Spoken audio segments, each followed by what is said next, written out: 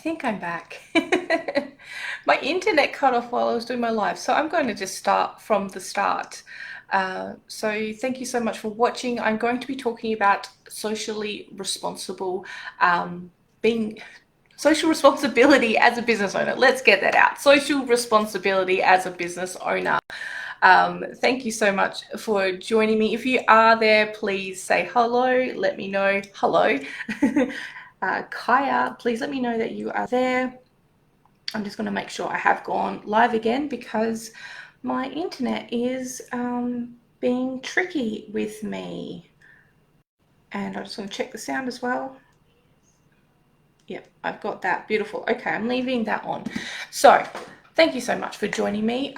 If you are watching the replay, please don't hesitate to drop hashtag replay in the comments box. Ask me your questions, share your thoughts. I love interaction and I will come back and check them out and answer any questions that you have. It helps me better do these particular lives and answer the questions that you're really asking within yourselves.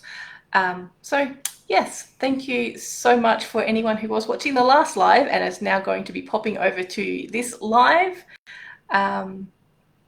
Yes, let's get into it. Okay, I'm going to be looking off the screen a little bit because I have actually got my list of things I want to be talking about with you today. But before we get into that, I do want to do an acknowledgement of country. I, Louise O'Reilly of the Wadawa and Noongar people, would like to acknowledge the Whadjuk people of the Noongar Nation as the traditional and ongoing custodians of the lands and waters on which I am coming to you from. I pay deep respects to them, their custodial role, and appreciate everything they do in this space and in society. I'd also like to pay respects to the elders and thank them for their community leadership, their guidance, their love, their support, and everything that they do. Very, very grateful for that. If you are joining me either right now or in the replay, please don't hesitate to drop where you are coming from in the comments box. Do you know what the Aboriginal lands you're on are? And if you are coming to me from overseas, do you know what the First Nations or Indigenous lands are that you are currently on? I would love to hear them. I would also like to pay respects to the custodians in those places that you are watching me from, and also pay respects to the elders there in whatever title they refer to themselves on those lands. So let's have a look. Have I got any comments coming through just yet?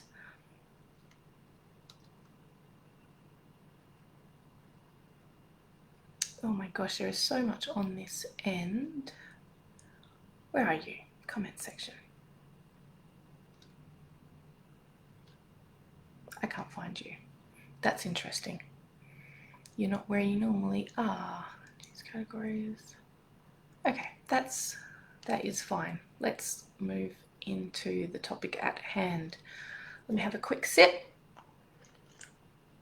Also within this particular world, in the Facebook world, the YouTube world, the TikTok world, whatever world we're in, social media world, it is helpful to do things like commenting, reacting, sharing, doing all those things. I invite you to do those things to help share this message of social responsibility, inclusion, equity, diversity, all that beautiful, beautiful stuff.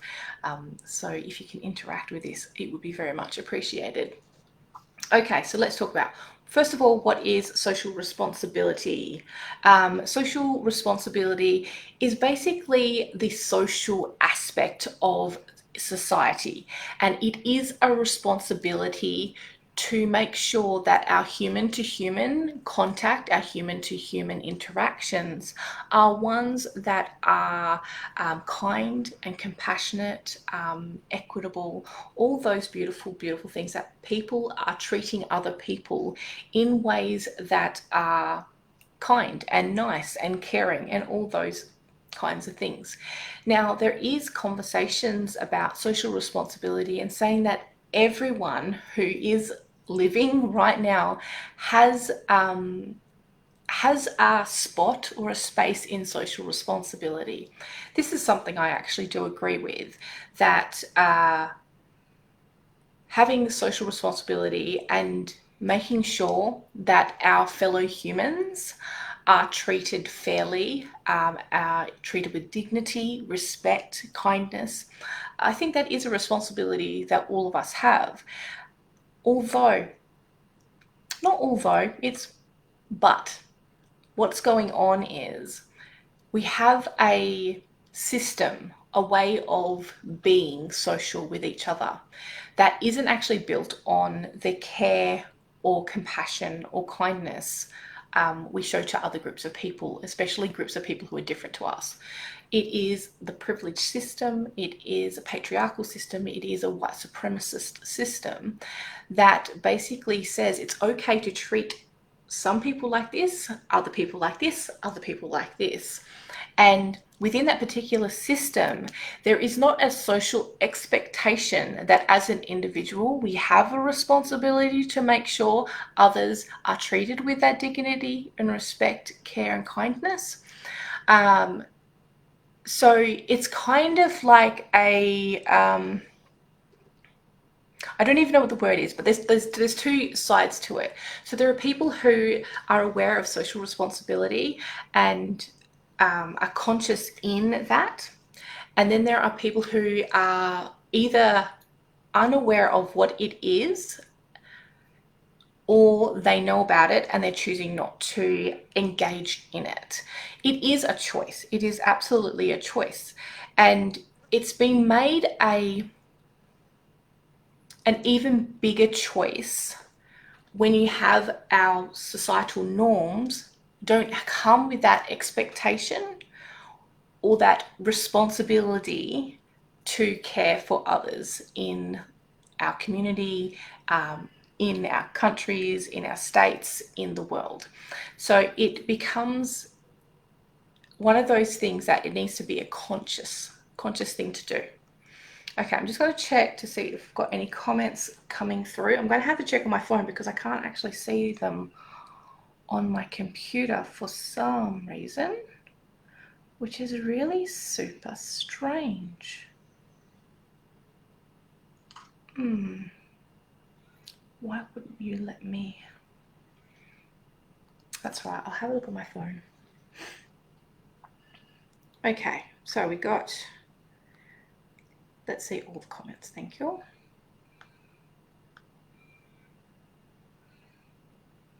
Is it me or have you cut off? Yes, I did cut off. I did. I was doing it and I had to start a new one because it wouldn't restart. My internet cut off. Nick said, so true, our expectations as a society aren't geared to encourage social responsibility. Absolutely, they're not. And there is a reason they're not geared to encourage social responsibility, and that is to maintain the privileged system. The thing is, if we all become conscious and care for the treatment of all other humans and want to make sure it's equitable, that it's fair, that privileged system will crumble on itself. It cannot maintain itself if there aren't people who are treated better than others. It can't maintain itself if there is no grouping or categorization that says some people are better than other people. It actually can't exist. And so this is where our social responsibility part of it comes into it, is that if we are consciously doing things to be socially responsible and doing our part with our power and our privilege and our influence to make sure people are treated fairly, to make sure those systems of exclusion or those systems that oppress others no longer exist, it's going to collapse on itself. So it's absolutely a system that does not want to support social responsibility. Am I going to be okay to put this up here? Ooh, I hope I don't press something and get out of this live. Okay, so how was that? How did that land? Can you understand why the system itself meaning our whole social system, the way we interact with each other, is built and geared to not support things like social responsibility. And this also comes into business, because business is built on the social interactions we have with each other.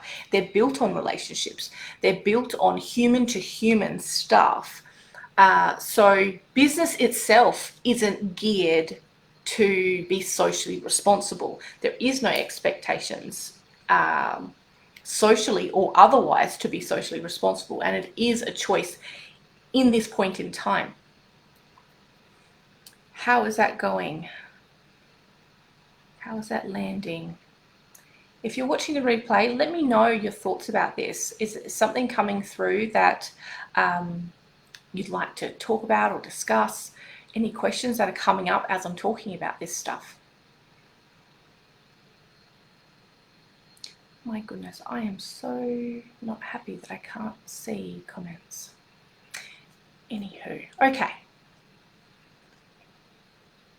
So we've basically established that social responsibility comes down to looking at what the social norms are, how we actually treat each other, how we treat different communities within our own larger community.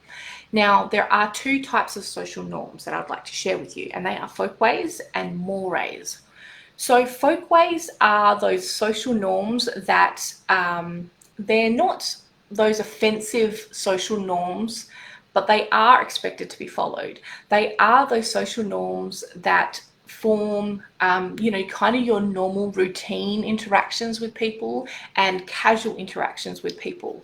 Now, these folkways are the things that dictate the difference between being polite or being rude. That's the kind of things that folkways are. So folkways are things like picking your nose in public, appropriate attire for events, so making sure you're wearing certain things depending on a certain social situation. It's things like greeting people with a smile.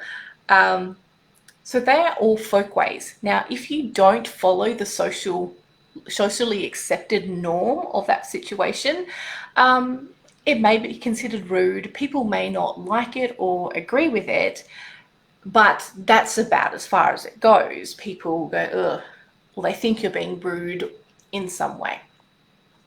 But that doesn't necessarily mean that they are moral or ethical. For instance, that last one, greeting people with a smile. Recently, we saw a situation talking about this exact same thing. The situation with Grace Tame, where Grace had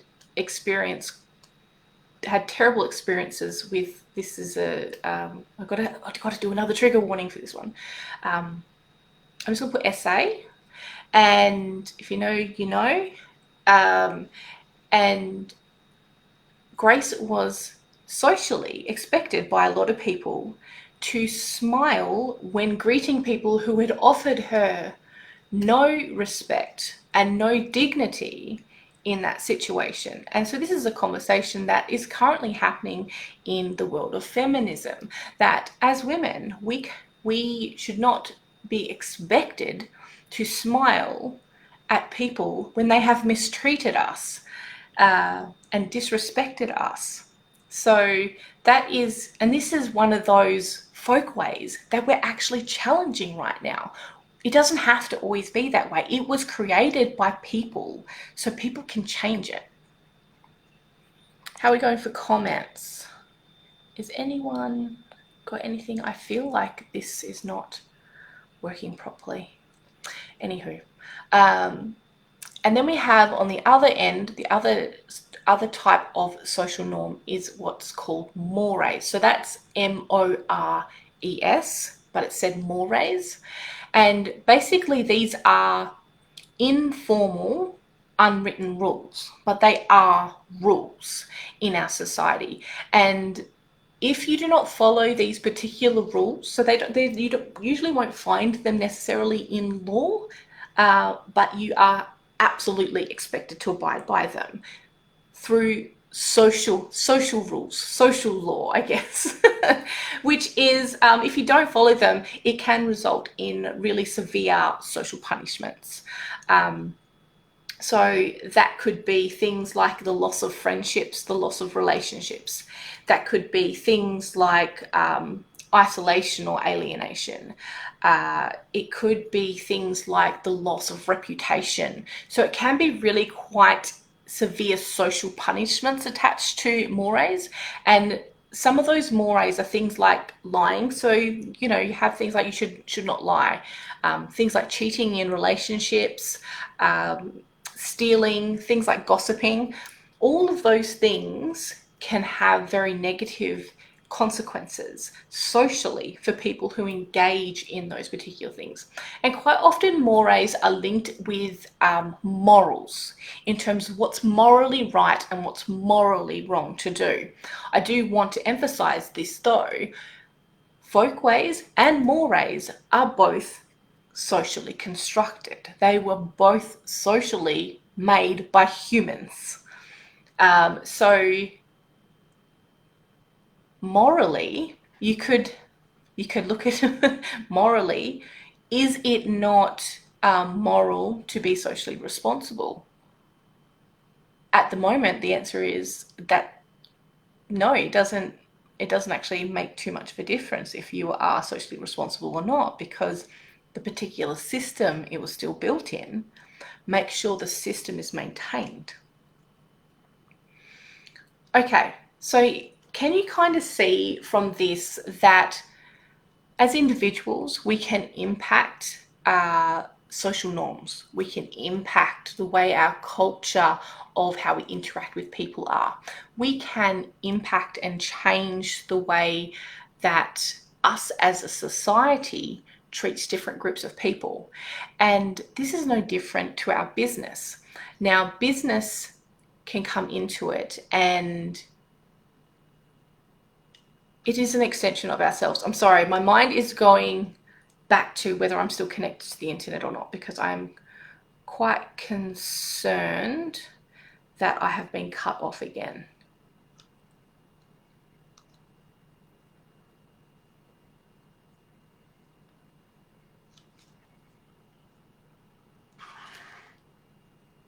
Am I still on?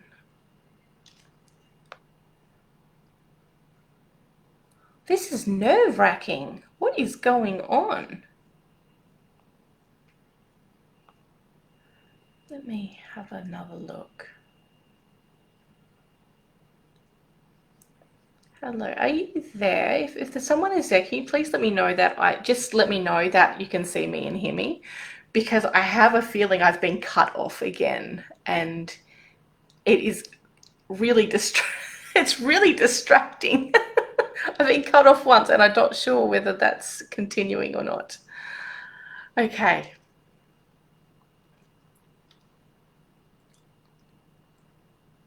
Okay, so where was I? I'll wait for those comments. I know there's a bit of a lag time. Oh, thank you. Thank you for letting me know you can see and hear me. I was getting so nervous. My mind kept drifting back. Check that you're still online. Check that you're still not just talking to yourself. Okay, beautiful. Okay, so can you see how businesses are have the ability to influence change socially, that businesses have the power to be able to innovate the way we treat each other, because with that, it's all socially made. It's all made by people. And the more that we dive into looking at our privilege and our influence and setting new standards, going, okay, this might be the standard socially across the board. It's no longer okay for me. This is not acceptable. And I think this standard needs to be raised on all levels. And that's what I'm going to be doing in my business. You making decisions like that and making sure you are equitable, accessible, and inclusive can actually influence others who are your followers, because you have that capacity to influence. They are there because they have trust in you, they have faith in you, they have a relationship with you, and they believe in the things you say, they believe in your integrity, they believe in your energy. And when you have this outlook on your business and the way it interacts with the world and interacts with people, that is quite a visionary one, that is inspiring, that can say, you know, this is what we have been working with. Can you see it doesn't work? Let's try it a different way. And then when you do that, that builds momentum, that builds groundswell, that builds human support for those things, because sometimes it's on conversations and topics that people have never even considered is a reality. So there is so much you can do through business. Businesses have the amazing ability to create massive impact in the world, not only with the business and services that you're actually doing, but also with how it impacts on a different type of level, how it impacts socially among people. So much capacity for that. So how is that landing for people? Is that fitting? Is that hitting you? Yep, beautiful. Hearts. I see hearts. I love hearts. Lovely, thank you. Okay, so let's move into the different components of social responsibility then. And they are input, output, and up-leveling. So for business, you have things, so input, let's start with input. So input is about everything that comes into business. Yes, making so much sense. Oh, yay, thank you. So everything that's coming into business. So this is your business purchases. And this is even things like, are you purchasing from other businesses? It's things like your stationery. It's things like partnerships that you might have. It's things like contractors that you might have. It's things like business applications you have on your computer. So looking at each of those different things and going, is the place that I'm purchasing from a place that is treating other humans with dignity, respect, kindness, and compassion? Is it a place that is being inclusive? Or are these businesses involved in something that is either oppressing other people, that is actively excluding or discriminating against others? Is it a place that is gaining resources unethically? Is it something that is using people? Is it involved in some kind of slavery? All these kinds of things. Looking at everything you're accepting into business, is what you are putting your effort, your money, your time, your reputation behind with these things, are they ones that are socially responsible? And it may seem a little bit like, well, that's an extra thing to do. But here's the thing. We've got to do a little bit extra because we have to change the system. If we want to have things like an equitable society, if you want to have things like an inclusive world, we can put our hands up and say, yes, this needs to change, and I'm going to do the steps that it requires to make these changes start happening. Or we say, that's a bit too much, I'm not going to do it. And in all honesty, there will probably be no repercussions for you because the system does not have a social expectation of you to be socially responsible. This is something that is so individual and is, I find, quite driven by heart-centered people, by rebellious people, by people who are like, this system needs to go, the status quo needs to go, the patriarchy needs to go, the white supremacy needs to go, all those other things, racism, sexism, genderism, ableism, they need to go, and I'm going to do what it takes to make sure that I'm not participating in it. I'm actually participating in that crumbling in on itself, that dissolving, that being dismantled. Beautiful. Okay, so any questions about the input part of social responsibility? If not, we'll move into output. So output is everything that we as business owners are putting out into the world. Are we putting out things like, are we putting out inclusive language? Are we putting out equitable parts of our business? So are we doing things like equitable pricing, equitable opportunities, equitable accessibility? Are we considering the different marginalized groups of people? And are we making sure our business either is built in a way that removes those challenges or barriers, or removes those types of oppressions? Is it something that makes it easier to access us, marginalized people to access us? Is it one of those things where we are acknowledging the existence of different groups of people? Are we doing those things? Those are kinds of output stuff. And things like not having anything that's culturally appropriated. And I'm saying this point because just last night I saw a business who was celebrating purchasing a headdress. And I'm surprised that it was still put out on social media. I just purchased this. The people of Turtle Island, I am so sorry that this is continuing for you. Headdresses are for the peoples of Turtle Island. They are not for others. So that's why I brought up that particular one. So how is that going? Output, my accessibility needs work. And there's lots of things to consider with accessibility. So you can look at it from the whole journey, from the very first point someone sees your business. So you can look at it from the very first time they ever see a post from you. The questions you can ask yourself is like, where am I posting my stuff? Where am I sharing my services to? Is the places that I'm actually posting to accessible for all groups of people? And if not, where can I share that information more widely so that they can have access?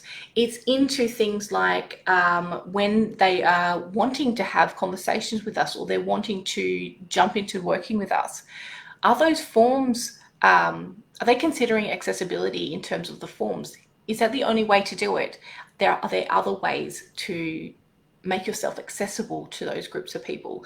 Because not everyone is tech savvy, not everyone reads, not everyone is available at the particular pinpoint time you want to be doing a particular thing. So being equitable in those particular instances and making sure you're accessible, even throughout their journey. Once you start working with them, there are different ways to make sure it's still accessible for different groups of people. Okay, beautiful. If any questions are coming up, please let me know. Ew, celebrating that far out. Yeah, it was really gross. It was gross. And yeah, I will not talk about that anymore. Let's not talk about that. Great question for me to consider. Thank you. You are welcome. Okay, so let's move into up-leveling now. So you've got the input part of business, you've got the output part of business, and this is the up-leveling of social responsibility in business. And that is around being socially conscious of things like social injustice. How are people treated in different groups, in different communities? How are marginalized people treated? Because as someone who is privileged, and we're all privileged in some aspect, we don't actually experience the world the same way as other groups of people do. People who identify differently to us, we don't experience the world in the same way.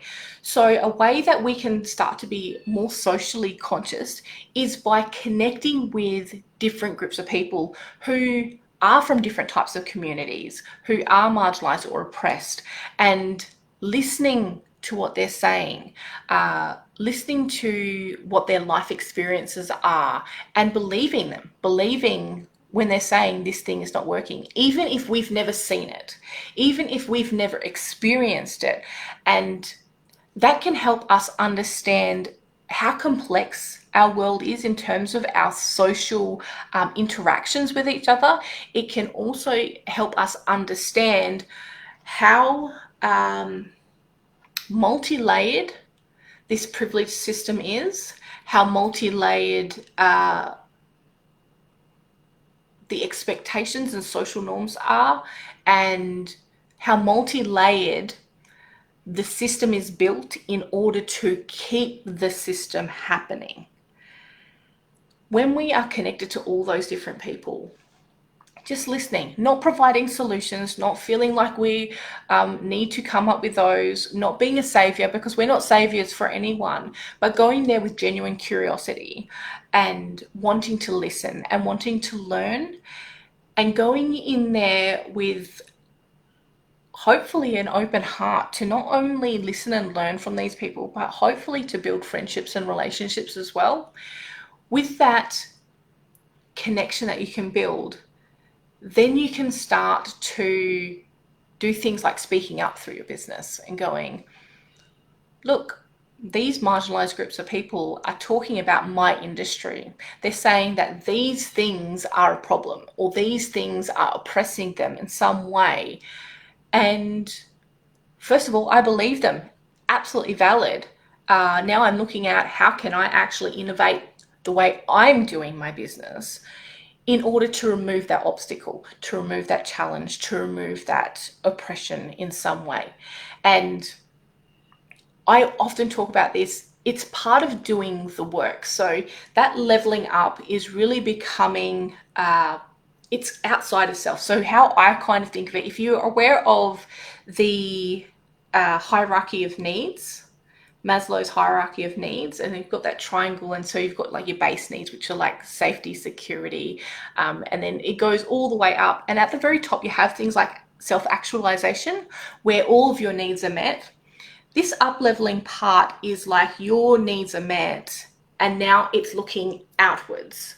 It's no longer just looking at you and your business and how you are doing things, how you are interacting, how you are receiving things. It's more looking at what's actually happening on the outside of me, and if it is in a way that is in some way demeaning, dehumanizing, alienating, excluding, discriminatory to others on the outside of me and my business, how can I, first of all, listen and learn from them, and then take action to do what they're calling for? How can I look at the resources and the influence that I have and start to mold a new type of social norm, one where it's no longer socially acceptable to mistreat people? Because this society we're in, it is socially acceptable to mistreat others. It is okay, and quite often it's encouraged. This is where things like, racist or sexist jokes come into it. It's socially encouraged to do those things. If you say those kinds of jokes, then you are a fantastic person, because people laugh and you get that social approval in those ways. So outside that, how's that landing for you? Are you getting what I'm saying in terms of you're now looking out a little bit further? You can then start to speak up. And with that, we then go into the 4 parts of doing the work. So the 4 parts of doing the work, and this is 4 parts that I work with through my business, and that is identifying your privilege and unconscious biases. These are the things that are going to help you be a good ally. These are the things that are going to help you be socially responsible. So identifying and knowing what your privilege is and how you contribute to the current privilege system, how you maintain it. Looking at your unconscious biases, because with this system, we are socially conditioned constantly to treat people in different ways. And it's interesting because I was only just thinking about this morning. I'll often, when I'm talking, have quite long pauses. And that is because my language, the way I've been taught to use my language, is a way that is discriminatory. It is a way that doesn't align with what consciously the type of person and the type of business owner I want to be. So I will have words that come into my mind which are automatic to come out, and I have to halt them before I allow them to come out. And I have to scan through what is a better replacement word for that. What is something that holds the energy of what I'm trying to communicate, and not just sharing and blurting out what I've been socially conditioned to say. So some of those things might be, you might be socially conditioned to automatically say he or him or she or her when you're talking about others. Sometimes it needs to pause. Do I actually know what that person's pronouns are? If I don't, then it's not appropriate for me to be referring to them in that way. And then retraining yourself to speak in a different way. Other things for me, like in my business, I do not support things like war or violence. I do not support things, I don't support things like exclusion or anything like that. So when you have things like war against racism, I'm not for that, because I'm not at war with anything. I am pro acceptance, pro love. They're the things. So I'm not going to go to like some kind of, this is why protests don't work well for me, because it's always about the focuses on the negative.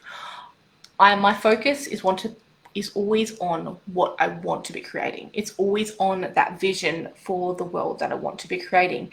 And if I put any time or energy into those things that are the opposite of what I want and believe, that's where that energy flows. That's where the momentum flows. That's what I'm going to be creating more of. So the pause is great. The pause is acceptable. Let's have a look at some of these comments. Up-leveling. So true. I don't experience life like someone else does. Absolutely not. We all experience life very differently. And there are definitely commonalities in terms of the communities that you belong to. In up-leveling, there are certain marginalised groups that I don't know I have contact with.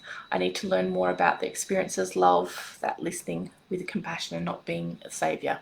Yeah, and the thing is, the people who are closest to the problems, so people who are experiencing those oppressions firsthand, are the people who are closest to the solutions, because they understand all the nuances of the existence of that person living the oppression. They understand all the challenges. They understand the places that need to be fixed or changed. They can see the whole picture. Anyone who is outside of that particular experience can't see that whole picture. They can't see all the nuances and the complexities that come up. So if we are wanting to support marginalised groups, if we are wanting to be allies, and be is in verb, the doing part, we're going to be allies, we aren't allies, then it's not a title, then we must be looking to them, to the people experiencing it, for their solutions, for their calling, for what they are calling for. They are the ones. We don't have to come up with anything. We need to listen. Beautiful, totally getting it. Love this conscious way of speaking. I'm being called myself up on that lately. Yeah, been calling myself up on that lately. Beautiful. Yes, I've never loved anti-anything. It's such misaligned. Yeah, it really, really is. And the difficult thing that you can come across is that because we've been taught to use language in certain ways, sometimes people can't understand what we're saying because we're not using the words that they're used to using.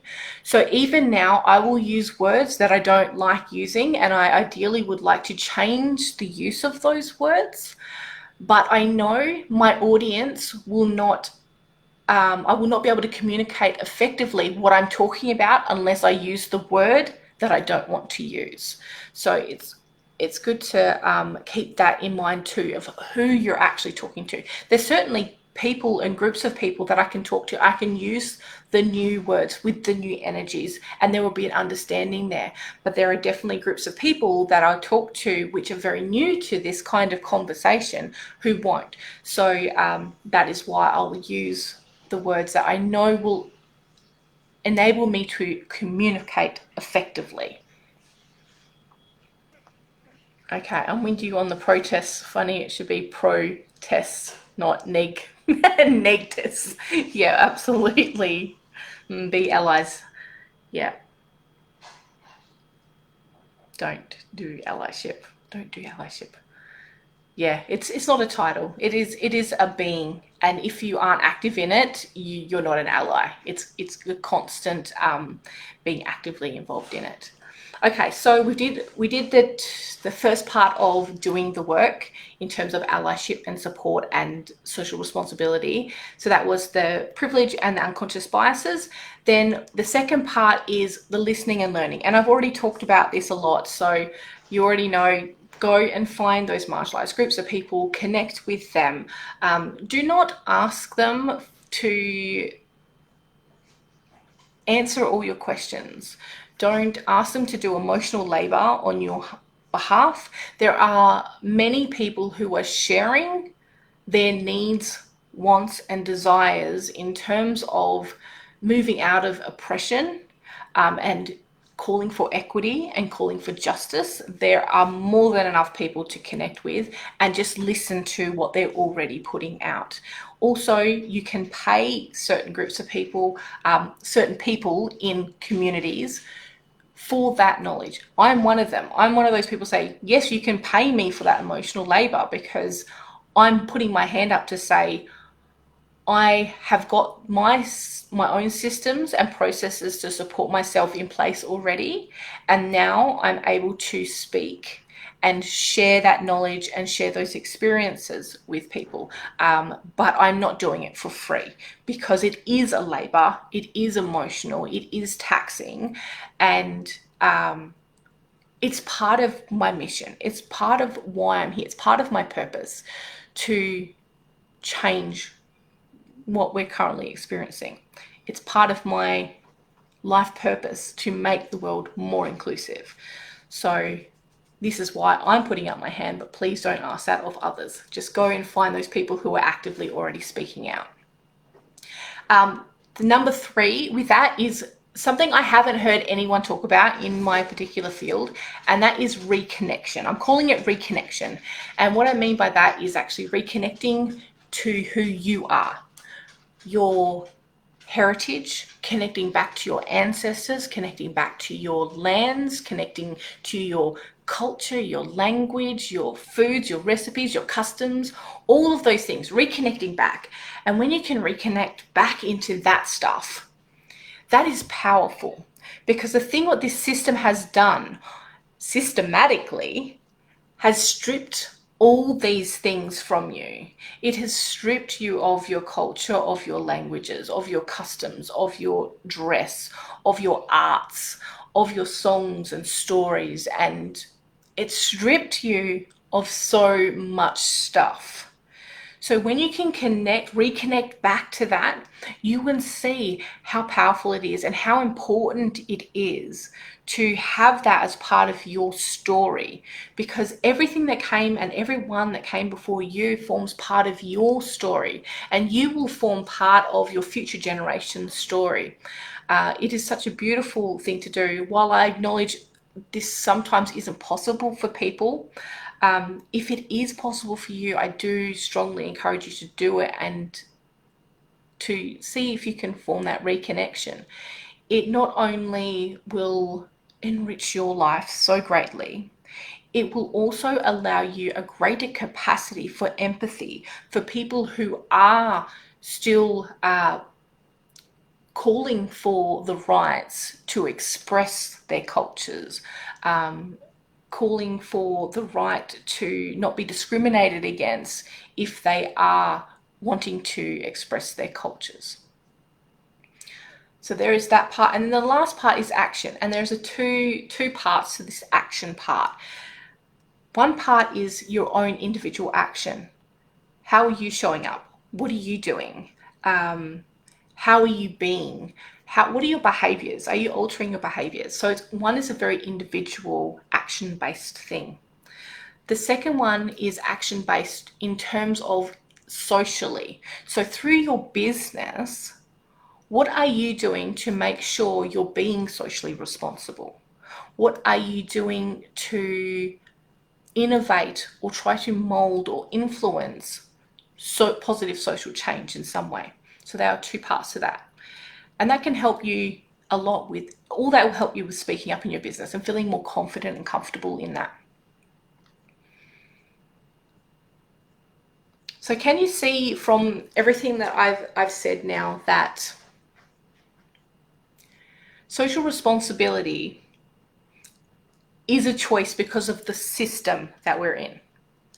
And that although there may be a social responsibility amongst us all shared equally, the system is something that is preventing us from really acknowledging and realizing that. And because of that, it is stopping us from making sure we're doing our part to make sure people who are marginalized are treated fairly, are treated kindly, are treated with dignity and respect, that they have access to human rights. Can you see how that's all kind of interlinked and woven? It can be really complex, but if you can look at it in a way that it's something we've been conditioned to do, and now we have a choice. And now that you've watched this, you also have a choice on how you want to move forward with this. How is that going? Let me have a look at the comments. Love this. Oh, thank you. I love sharing this. It is such a big topic. It's a massive topic, and you can talk about this for so long. But I kind of wanted to bring it all in together. Beautiful. Okay, so and now this is just, like I said, it's just the tip of the iceberg. There is also looking at things, like I said, in the 4 parts of doing the work, looking at your privilege. And with privilege comes influence and power. And with privilege, when you know and you can determine your privilege and how you are interacting with the world based on that privilege,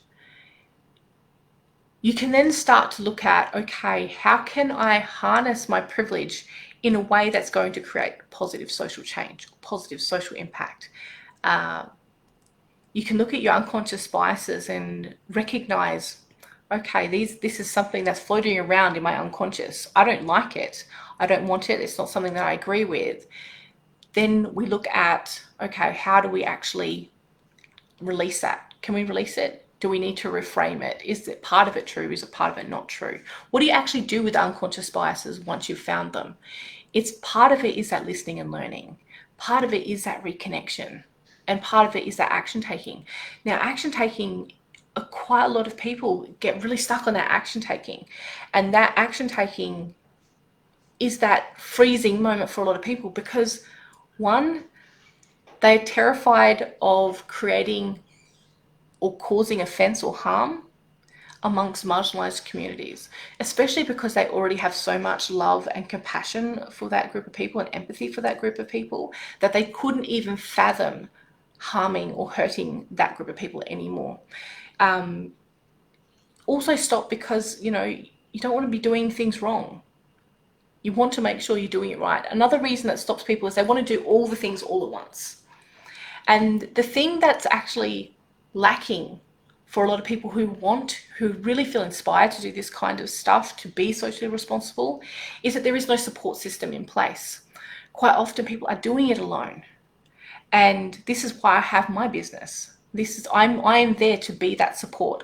I'm there to show you how to communicate in a way that is from a space of empowerment, where it's based in your own privilege and influence, where you have a space where you can speak, or is it a space where you need to be amplifying? I can help people identify those different things and know with clarity which one they should be doing or not doing. I'm there to support people in speaking up. I'm there to support people when you're going through and unpacking privilege and unconscious bias and going, yeah, it sucks.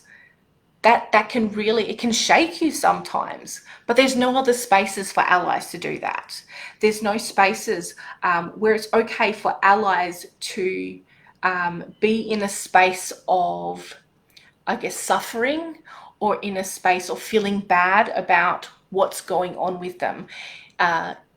Because if you are an ally and you speak about these things, it is socially unacceptable for you to do that. But in my spaces, this is where I acknowledge your humanness in it. I acknowledge that want and that desire to be inclusive, to be an ally, to be socially responsible, but understand you are human. And to move through those things, you need some support. So that's what I am there for. So yeah, that's what I'm there for. Now, of course, if you do want to work with me, please send me a DM. I work with business owners who are the people who are committed to being socially responsible. They're committed to inclusion, accessibility, being equitable. They are those rebels who are not going to put up with the status quo, who can see how the system is failing people, who can see the mistreatment and the oppression that's happening, and are not going to put up with it. They're the people who are going to be the action takers, who are going to listen and learn with deep love and respect, and who are also going to be making sure they keep themselves accountable. They're going to alter their behavior to make sure they are being inclusive, make sure they're being accessible. Yeah, that's a group of people that I work with. So if that sounds like you and you would like to explore maybe working with me, please DM me and we can set up a clarity call together and just make sure it's a right fit for both of us. I do have the Inclusion Creators Collective.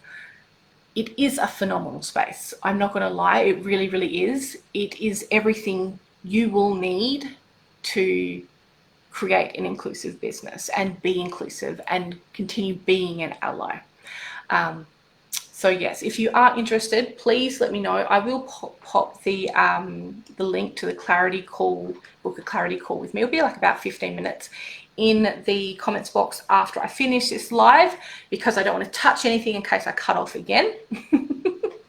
Did any questions come up for you? Please feel free to share any questions you have, any comments you have. And if you don't, I have got a giveaway that I would like to give away, which is a 30-minute one-on-one inclusion in business session with me. And this is for people who haven't accessed that before. And how I'll do, I see there's 2 people. So if you are live, because only the live people get this. Encouragement to all you people watching the replay, you need to come on live. So come on next week at the same time, 11 a.m. Australian Western Standard Time or 1 p.m. Australian Eastern Standard Time. You'll get access to it next week on Wednesday. So with this one, if you would like to win this giveaway, can you comment in the comments a number somewhere between 1 and 5, and whoever gets it first will be the winner. I've written it down on my little butterfly, so we'll see who wins this week.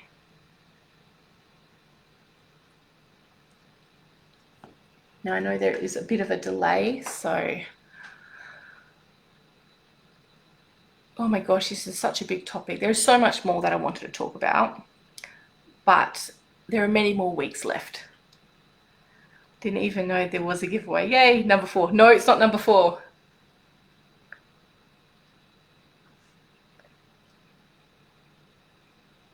Nick, I think you're the only one who's been commenting. The other person, last week someone came on and they were in the shower. So I hope that this isn't a situation where they're in the shower and they can't actually comment and you're just going to go through all the numbers. Come on, Nick. Whoever's the other person, what's the... Damn. Have another guess, Nick.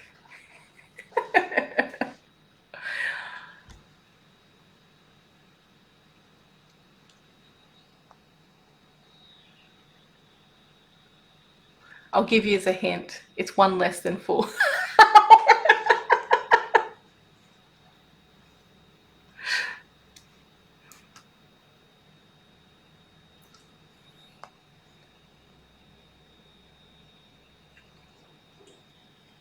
I think give it to someone who really needs it. No, don't feel bad. Number 3. One at fair and square. Can you see the number? Number 3. Beautiful. Thank you so much for joining me. If you are joining me on the replay, like I said, please don't hesitate to pop your questions in, any comments. It would be wonderful to connect with you and just to look into the things going on in your mind. I'm here to help and support business owners to be inclusive, to be accessible, to be all those beautiful things, and to create a more inclusive world through our businesses. So the more I know about the questions you're asking yourself and what's going on in your head, the better I can support you. So thank you so much for being here. Thanks, Nick. Yes, you're the winner. All right, I'll see you all definitely on a scheduled one for next week. Next week's topic is, if you hold on one second, I will have a look at what next week's topic is. So next week's topic is the power and influence of a business owner is next week's topic. So the same time, same place next week. Sending you all so much love. Thank you so much for being here with me. Thank you for watching. Bye for now.